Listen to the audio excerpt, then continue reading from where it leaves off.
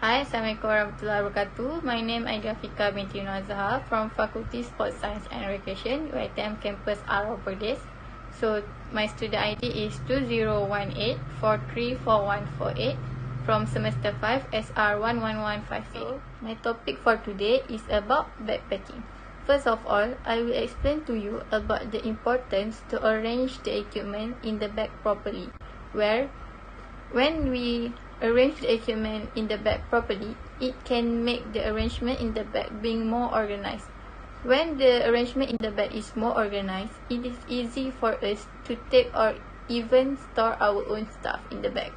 In addition, it also has a very good impact to the wearer as they leave the bag. A proper arrangement will make the bag feel more lighter than the improper one, so that the wearer will not feel the pain even they carry the bag for a long period of time. So here are the layout suggested equipments to be loaded in the bag for 2 days 1 night camping trip. There are 10 basic equipment, which are 1 flashlight, 1 backpack, 1 rain jacket, 1 navigation tool, 1 pocket knife, 1 mini first aid, 2 water bottles, 1 tent and 1 ground sheet, 1 whistle and 3 sets of clothes. Okay, now we will move to the best part of the topic, which is demonstrating. I will show you a video about the demonstration of a proper technique to load any equipments in the bag for on trails.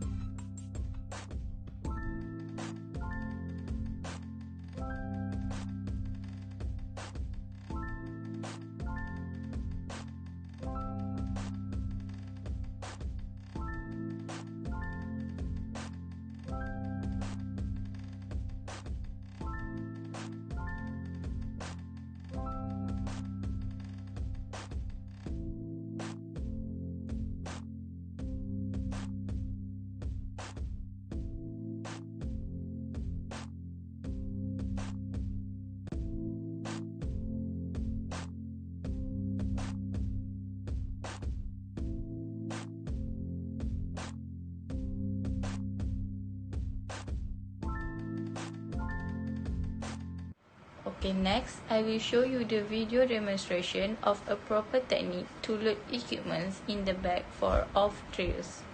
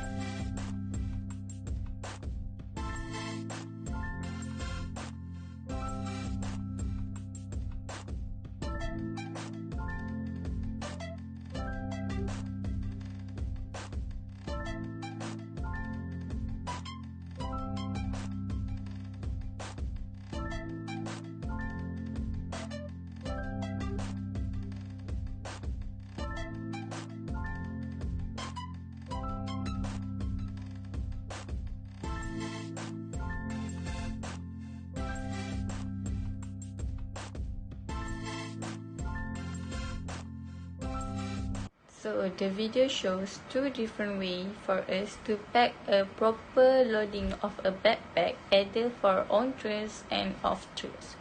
These are very important for us to know the basic proper packing before we go to any camping trip. Okay, in backpacking, there are also have its own advantage and disadvantage itself. So I will explain to you about it.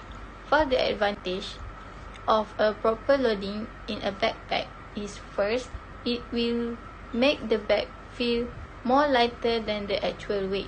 It will reduce the weight of the bag. Second, it will make the wearer feel more comfortable even if they carry the bag for a long journey.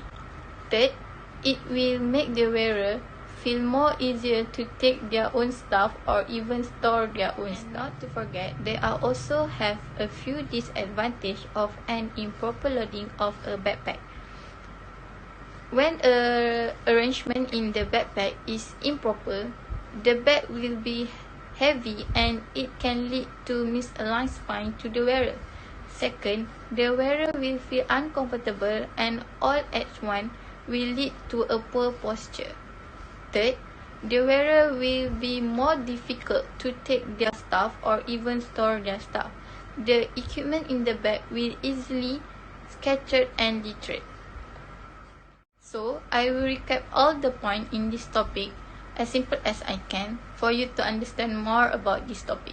In order for you to go to any camping trip, you need to know the most basic things about backpacking and its basic equipment, so that you will not bring any excessive item by carrying unnecessary item. You also need to know the proper technique to load equipment in the bag, either as on trail or off trails. Study about all the advantage by doing a proper loading and also disadvantage that might happen if you doing an improper loading. As your information, after all points that I explained to you, we can see that the improper loading or overload loading can lead to a negative effect to the wearer. We all go to camp for having fun, and some of us go to camp for adding some knowledge. So for sure, we didn't want any bad things happen in our camping trip. So here we can clearly see that a good and a proper loading of a backpack is one of the most important things that we need to know before going to any camp trip, either in the forest or even in just a campsite.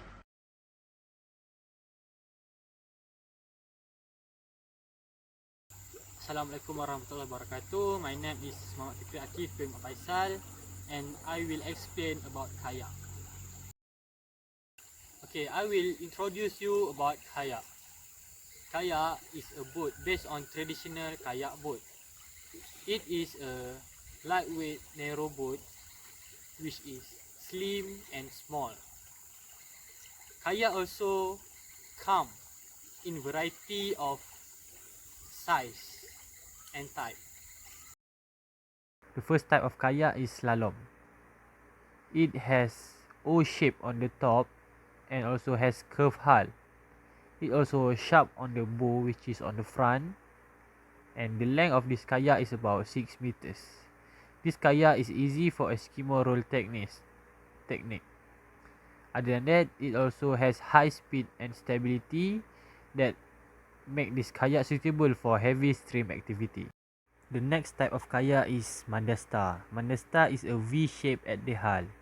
It is because to help to make it easier to resist the stream and also the current. It is very hard to control, but this is suitable for tournament and also suitable for river and lakes that are wide and large. The last type of kayak is otter sport. It is a U-shaped kayak which has flat bottom hull. This kayak is very stable and easy to balance. So this is very recommended for beginner. First, you need to know the bow and stern, which is bow is the front part of the boat and stern is the rear or the back of the boat. Number 1, deck. It is the top side. Number 2, hull, which is the bottom piece. Number 3, cockpit. This is where you get in and command your craft. Number 4, seat. It is the base of operations that sits within your cockpit. Number 5, coaming. It is rim or lip of the large hole leading into cockpit. Next, deckline. It can be stretchy or non-stretchy. Next, hatch. It is portal to an inner cargo area. Carry handles. It is an easy place to get a grip. Next is rudder. It is a static drop down fin and a rudder. Next is foot braces. This is adjustable rest inside the foot well. And the last one is tight braces, which is the pads that hug your thigh. Kayak is originally invented by the Inuit and Aleut Society, which are an Arctic North American people. Kayak is created about 5,000 years ago for use in hunting and also fishing. Kayak is built and made by the seal skin, whalebone, drift stick, and also animal hides.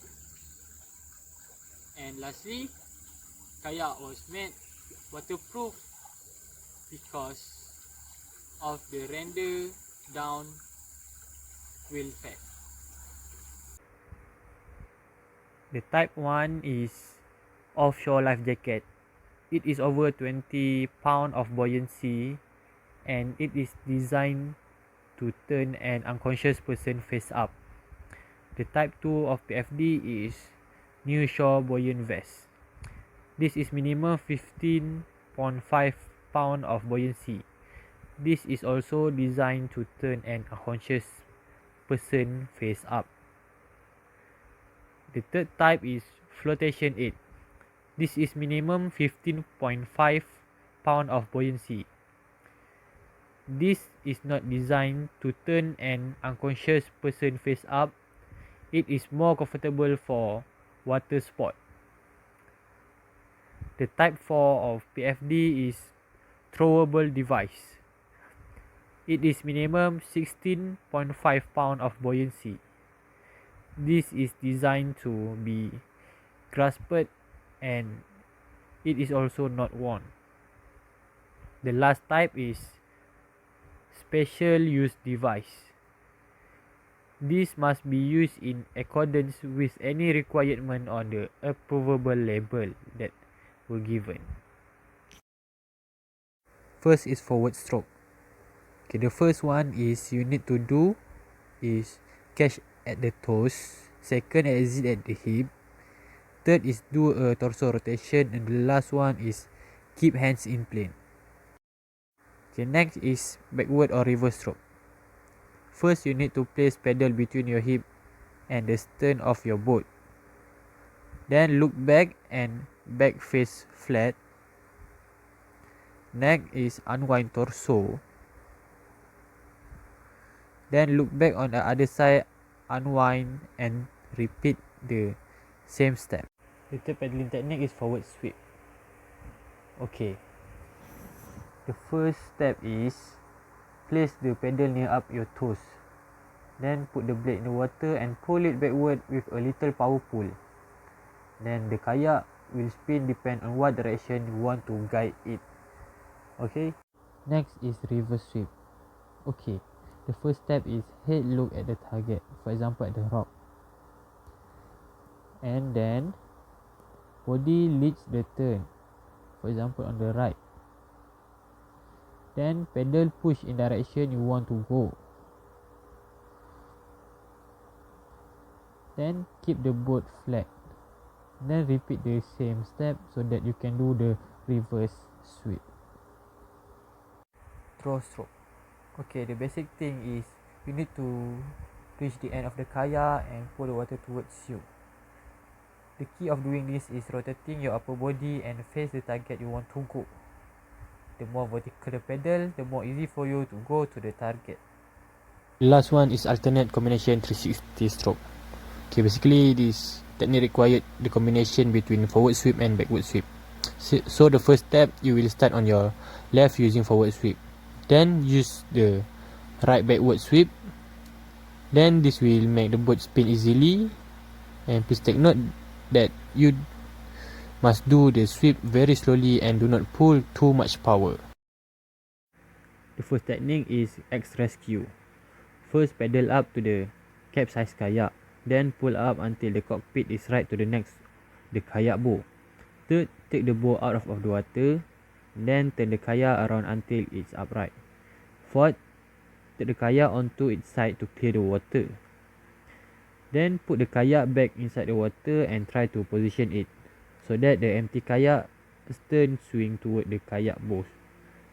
The last one, by putting the pedal across the bow's cockpit and leaning much or all of your overweight into the kayak, you will support them. This will hold the kayak steady so that they can pull back into the kayak. Okay, next is H rescue technique. First, lift the kayak away from the sea and turn it over to drain water. Second, the two kayak rescue will have to move closer to the kayak and the victim must hold their rescue kayak. Third, the rescuer move closer to each other, then lift the kayak out of the water. This will create H formation. Fourth, they must shake the kayak to drain the remaining water and then simply put the kayak back in the water. The last one is HI rescue. This also required two rescue kayakers. First, they need to bring the whole kayak out of the water. Then move closer to the kayak that is capsized. Then the two kayakers need to pick up the kayak, pedal and also position them into between of their kayak. That will create the H formation. Then you need to pick up the capsized kayak and place it on the pedal. Then the two rescue kayakers must rock the chopped kayak back and forth the water to ensure that the water drain out of the cockpit. Then just put back the kayak on the surface and help the kayakers to get back on it. Okay, first I want to tell you that I don't have the kayak pedal, so I will use this boat pedal as the kayak pedal. Okay, the first signal is stop. You need to raise up your hand and hold the pedal like this. Okay. The next signal is rafting. You need to hold the pedal vertically like this. Okay. The third signal is call off an emergency. So you need to hold the pedal vertically like this and swing it to the right and left.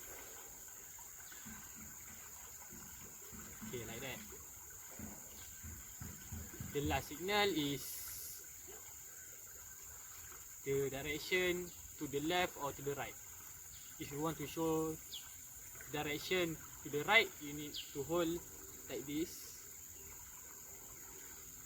If you want to show the direction to the left, hold the pedal like this.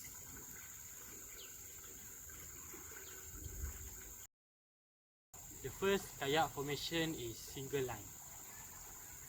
In this formation, the kayak will be straight in one line, and this formation is for make forward movement at the same time. Okay, next is double line formation. This formation you will do because of the single line formation is too long. So this formation is easy to handle, and during this formation you can see each other. Abreast formation is a formation that involves two or more people that are next to each other, and they are going towards the same direction. This formation also is built for sharing information towards each other at the beside. The last formation is diamond formation. This formation is used to rescue the other paddlers that in condition which they can't normally handle.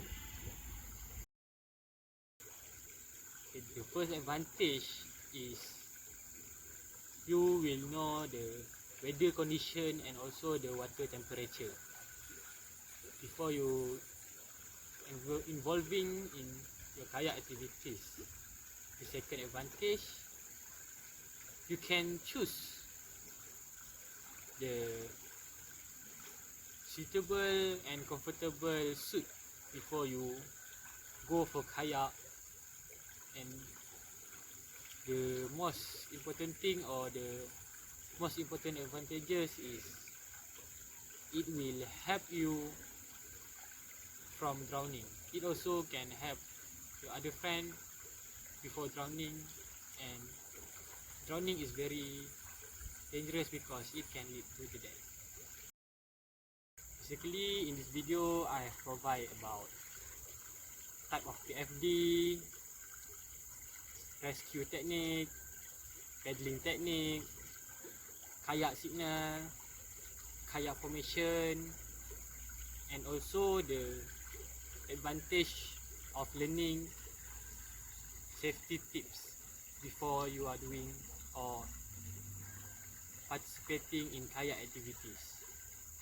I hope from this video it will help you when you are involving in kayak activities. Assalamualaikum warahmatullahi wabarakatuh. My name is Khairul Ikhwan bin Samad. I'm from Faculty Sports Science and Recreation. I'm from UiTM Perlis, campus Arau. My student ID is 2018296192.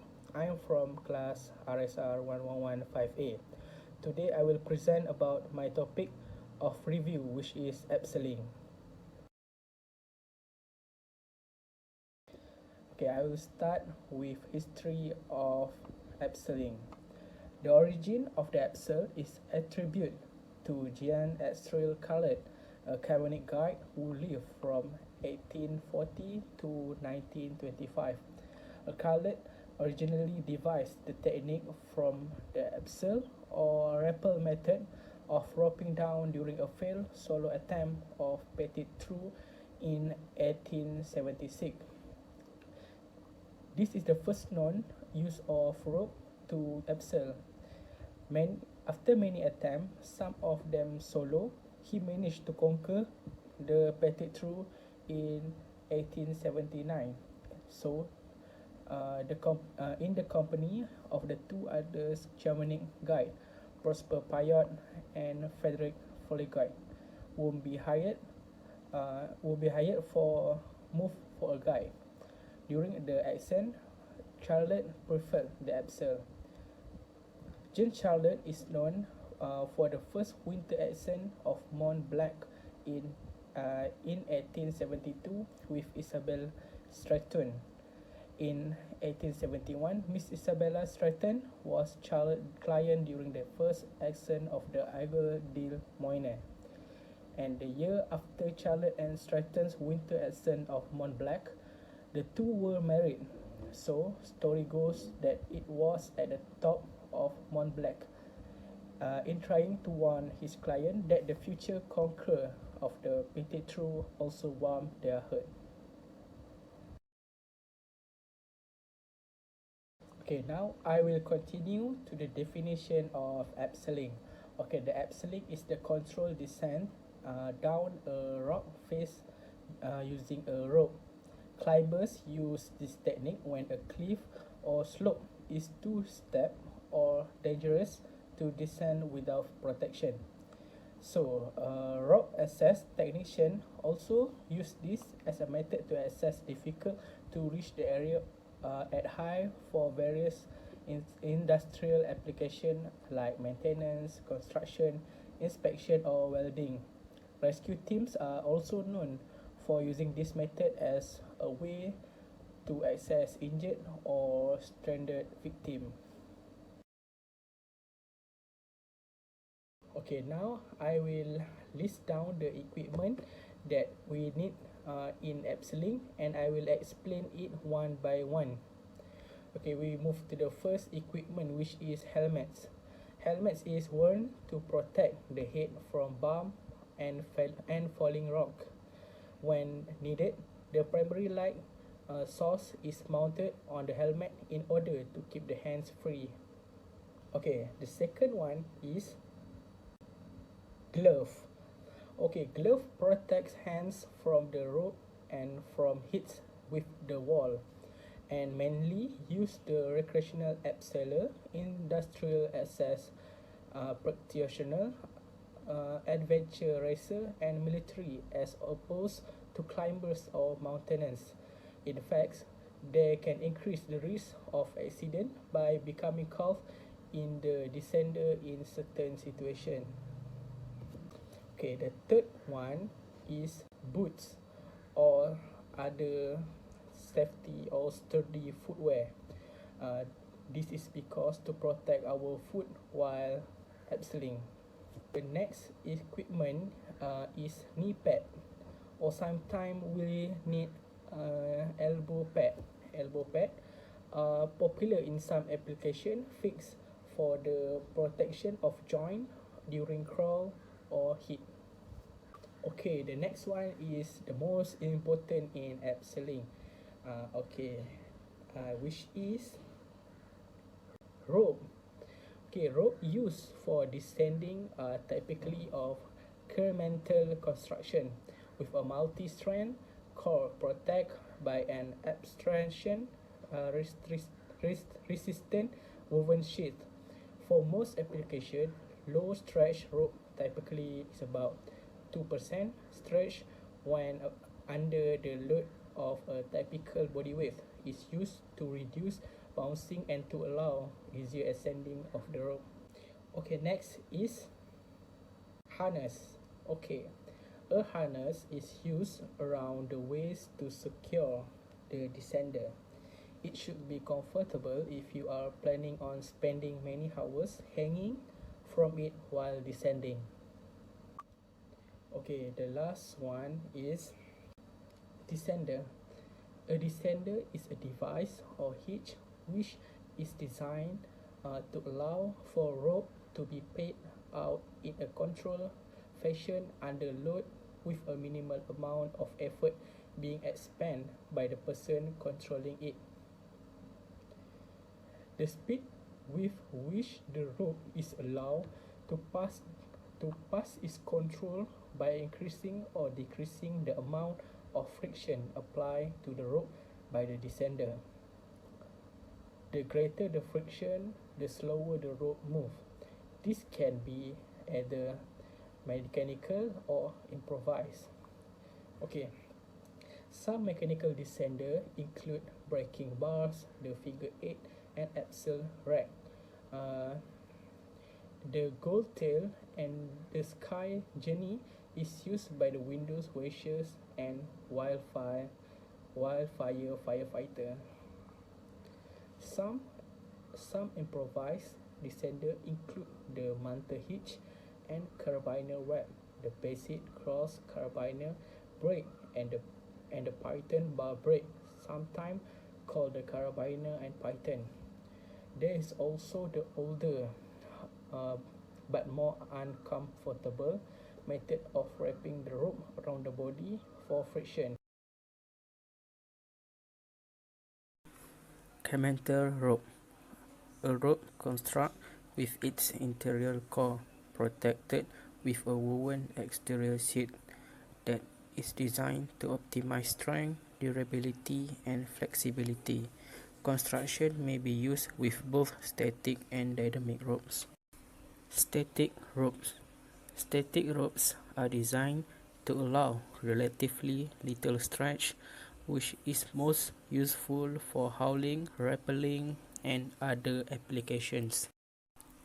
Dynamic ropes. Dynamic ropes is used to belay climbers and is designed to stretch under heavy load to absorb the shock of a fallen climber.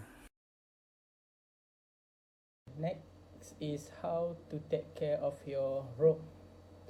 Okay, the first one is don't step on your rope. If there are rocks underfoot, stepping on your rope can even cut the sheet.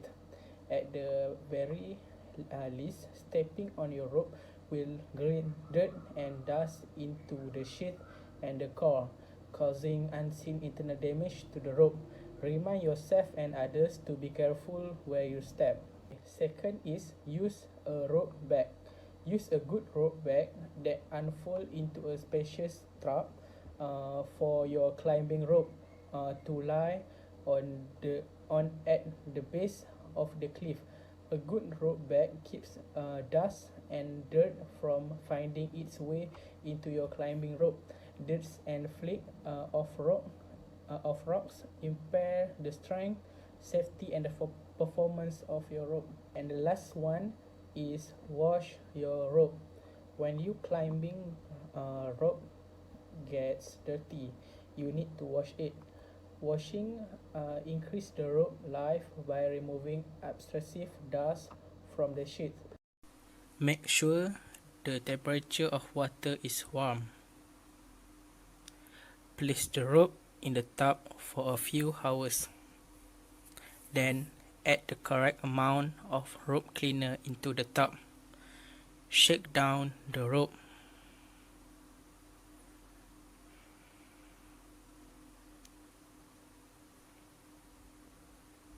Drain the tub.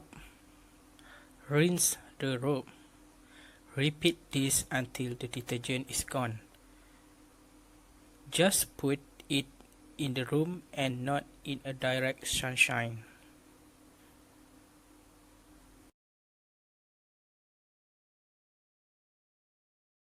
First of all is belay plate and attach them to the central loop of the harness.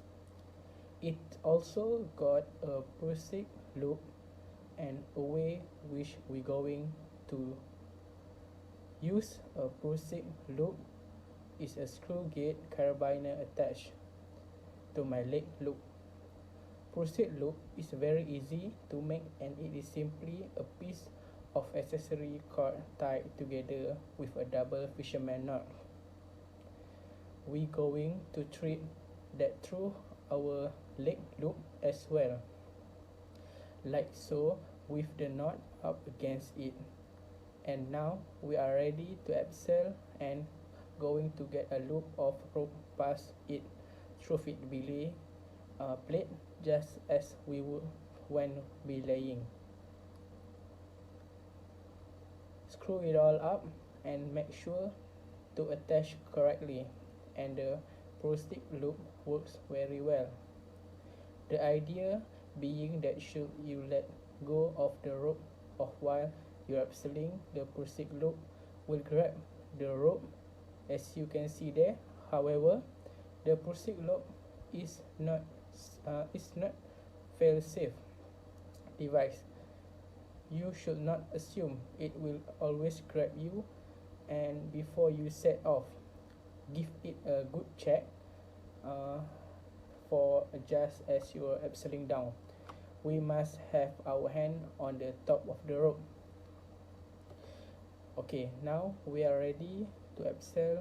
Quick final check and everything screwed up. Rope attached correctly. Check the belay. We've got low anchor like this, always a little bit tricky to set off abseiling, so you have to climb down carefully. Before we actually wave the rope, we are going to make sure hold onto its prusic loop is gripping the rope, so we can adjust the harness to make comfortable mic to put the rope to a slightly better position.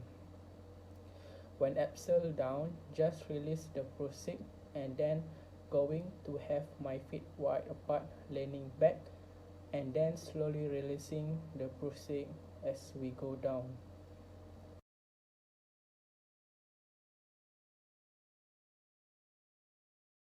Next is the advantage and disadvantage of abseiling. Okay, the advantage, there are many advantages of abseiling, such as exposure to the new place, new people, and new culture, an alternative learning environment, different classes than you would have gotten at your home institution, Okay, and lastly, something interesting you can talk about for the rest of your life. Okay, so how about disadvantage of abseiling? Okay, I list down 5, which are falling off abseil or climbing pitch. Second, falling rocks. Third is failure of equipment. Fourth, burn from ropes. And the last one is tripping over rope on floor or damage to the rope by standing on them. Okay, we move to the point 1, which is falling off abseil. This might happen to instruction or client. Uh, for example, cowtails is used to be at all time when operating near top of pitch. Okay, the second one is falling rock. This might happen to instructor or client. All participant and instructor must wear helmet at all time during abseiling session. This reduces the risk of head injury from falling object. Staff must ensure helmet do not constantly require adjusting. Okay, the third one is failure of equipment. This might be happen also to instructor or client. Equipment to be replaced in accordance with manufacturer recommendation in the case of on-site rope minimum of every season and off-site rope every 2 years. Helmet, carabiner every 5 years. Figure stitch plate, belay device or others to be replaced and advised by manufacturer racks. Gear can fall due to the overload. People over 18 stones. Okay, the fourth is burn of rope. This could be happen to all the participants. All participants must wear a glove on hand controlling rope during abseil. This to be destroyed and disposed of when unserviceable. Okay, the last one is tripping over rope on floor or damage to rope by standing on them. This could happen to all the participants. Instructors are taught to store spare rope away from areas where clients are walking. The importance of care of rope is brought of the attention of the group as is the safety implication of standing on rope. So, a quick recap of the idea and its main advantage is improved body fitness. Abseiling is able to improve body fitness, constant stamina, and high spirit. If someone always does extreme sport, will notice emotional change that are calmer and can increase self-confidence indirectly. Okay, that's all from me. Thank you. Hello, Assalamualaikum. My name is Nur Fatihah binti Ahmad Safari. I'm from Faculty Sports Science and Recreation. I'm from campus UIT Perlis. My suite number is 2018-297096. I'm now in semester 5. I'm from class RSR 1115A. I think even a tiny bite of a toxic plant it can cause extreme gastrointestinal problems or even death. Survival experts devise this test to determine a plant's edibility. So now I will show you how to test edible plants. So this is the first plant that we can use in our survival, which is cashew nuts. So this is the second plant that we can use in our survival, which is sweet shoots. So this is the plant that I choose in my video. After we separate the plants into the various parts, which is root, stem, leaf, buds and flower, we will focus on only one piece of this leaf. So next we will move to the test for contact poisoning. test for contact poisoning will be done by placing a piece of the plant on your inner elbow or your wrist for a few minutes. So after the test, you will see your skin inburn or feel damp or maybe breaks out in a rash. So you don't need to eat the plant. But if you see your skin in a good condition, you may allow to carry on the next step. So if the plant passes the skin test, you must prepare in a small portion the way you planning to eat the plant. And before taking a bite, touch the plant to your lips to test the burning or eating. If there is no reaction after 15 minutes, take a small bite, chew it, and hold it in your mouth for 15 minutes. If the plant tastes very bitter or soapy, spit it out. So this is other video to make you more understand about this topic. So this guy show you how to identify the good plant to use in your survival situation. So note the sign of a poisonous plant. Some plants that are poisonous look, smell and taste completely edible, but others provide signs that they aren't to be eaten by humans. Avoiding plants with these qualities might cause you to miss out on a plant that actually edible.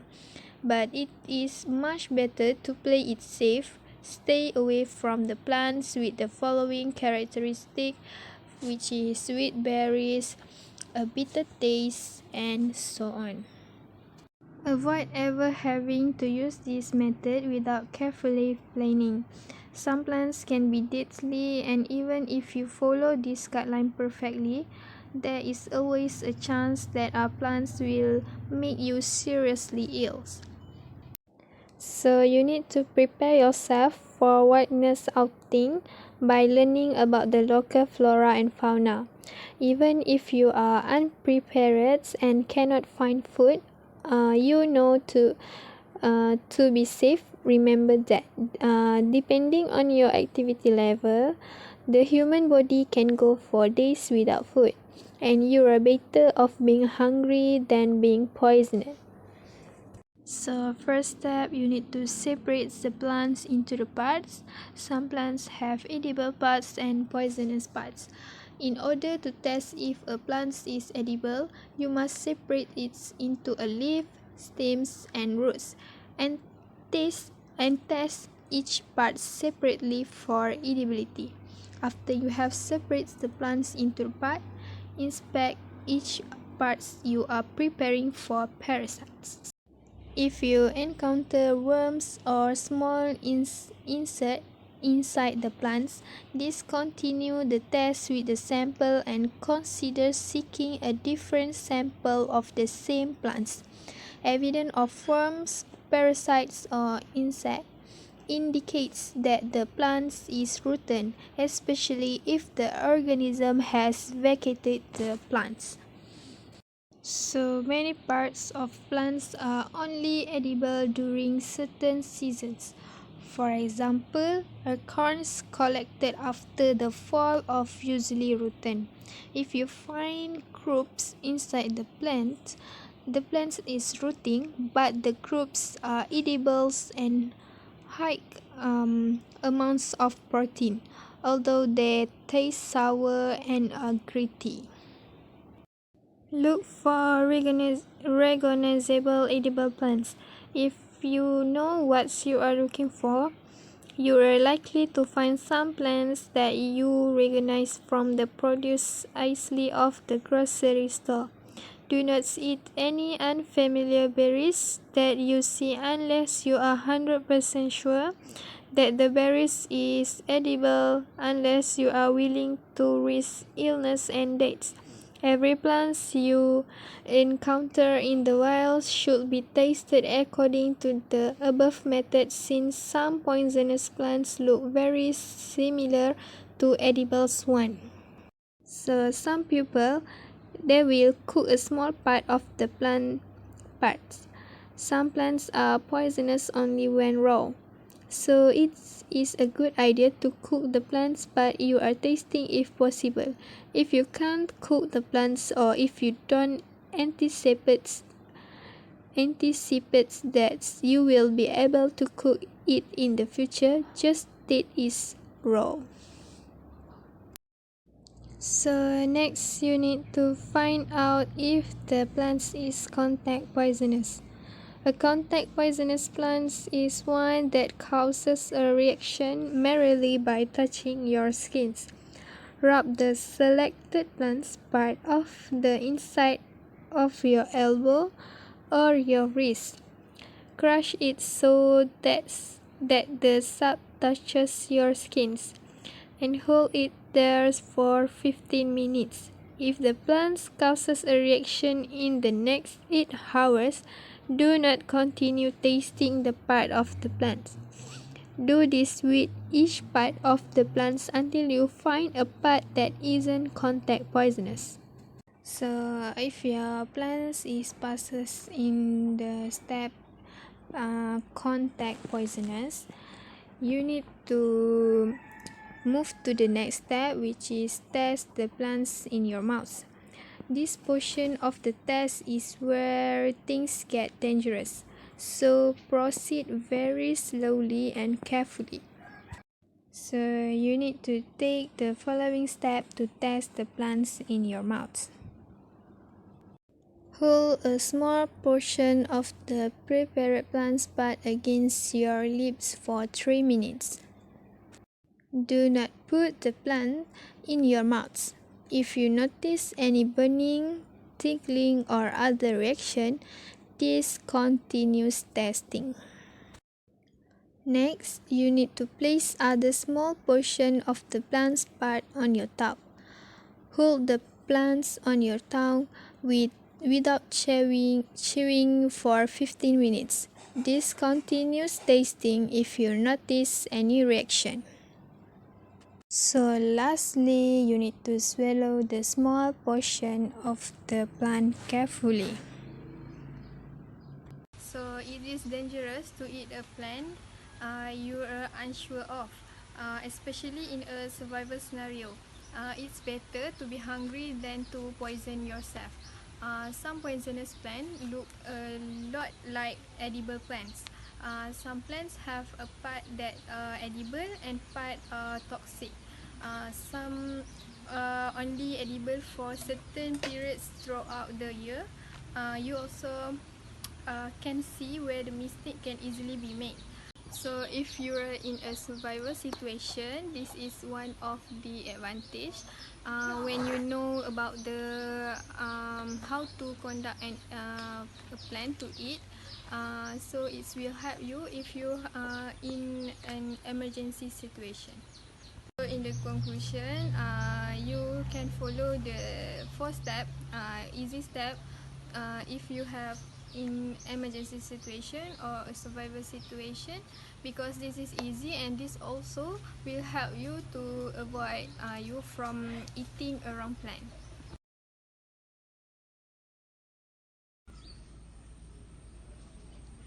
Hello guys, now me and my team will explain to you about orienteering.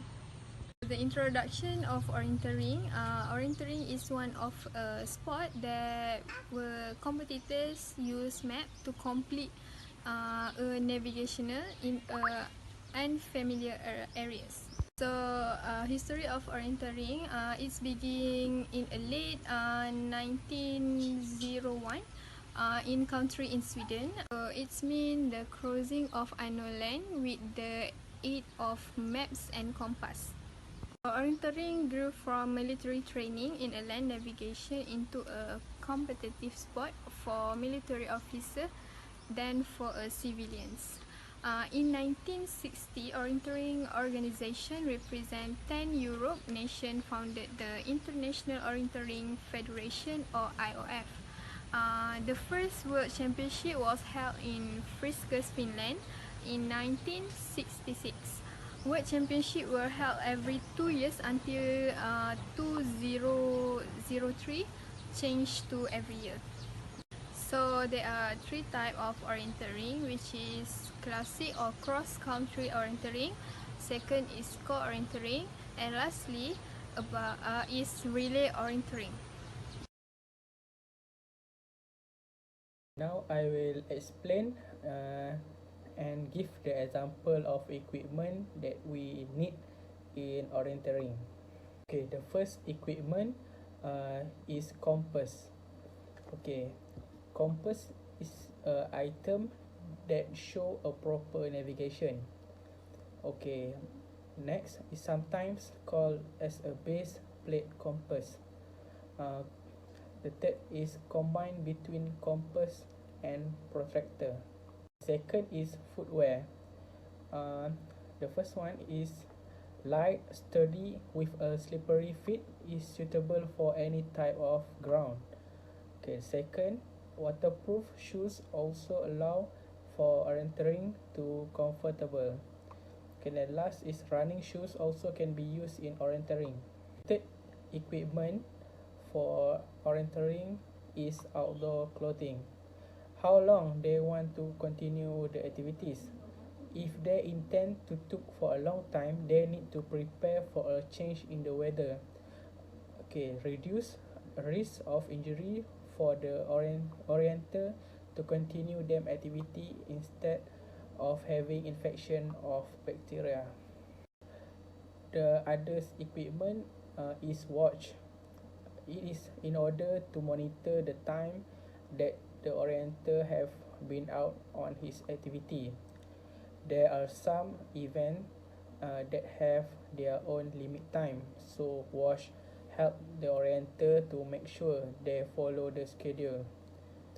Useful on land, sea, and in air by indicating north without a compass. Second last equipment is whistle. Okay, if there are oriental loss or pervert, whistle can be able to attract attention to the rescue or their oriental team. In orienteering event, participants to be sure that they have enough staff, including whistle. So, if there any happen to them, they will blow the whistle and organizer or tour guide will take their action. Okay, and the last one is refreshment. Okay, refreshment is like mineral water or something else like this. Yeah. The function of this refreshment is to energize, which is to make us to be more active and feel better doing any type of activities. Refreshment more to relaxing. When too exhausted and the weather are hot, it is a good idea to take water or an energy drink with you, even the activities is too short.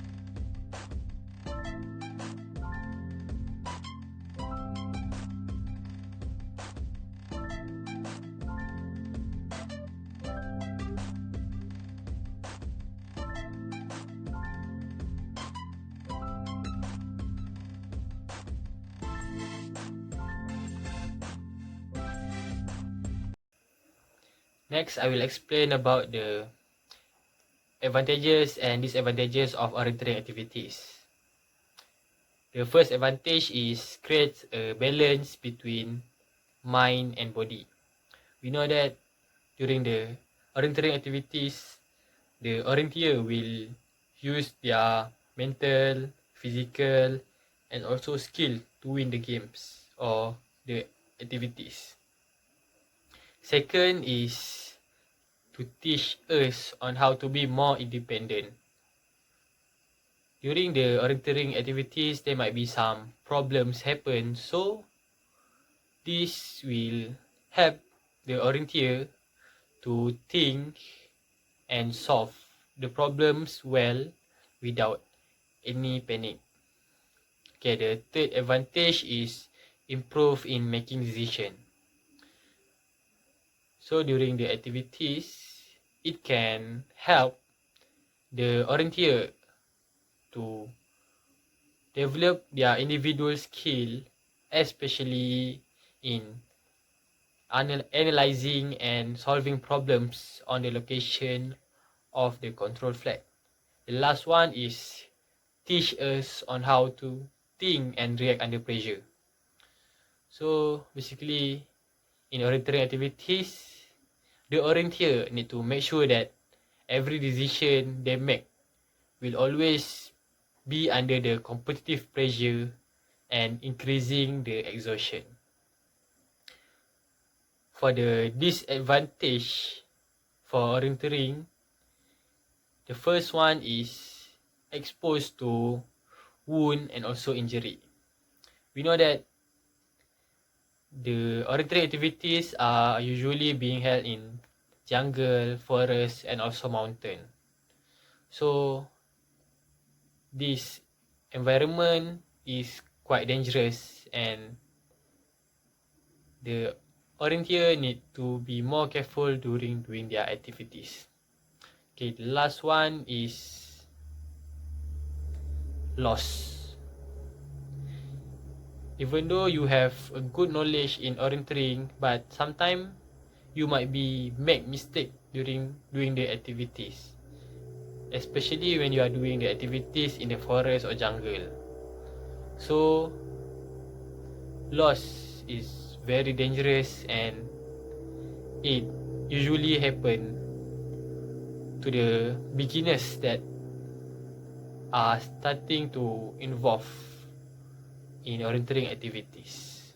So orienteering is the important part in the outdoor and recreation life because we use map and compass in orienteering, so we need to know well about that before we practice orienteering in the real life.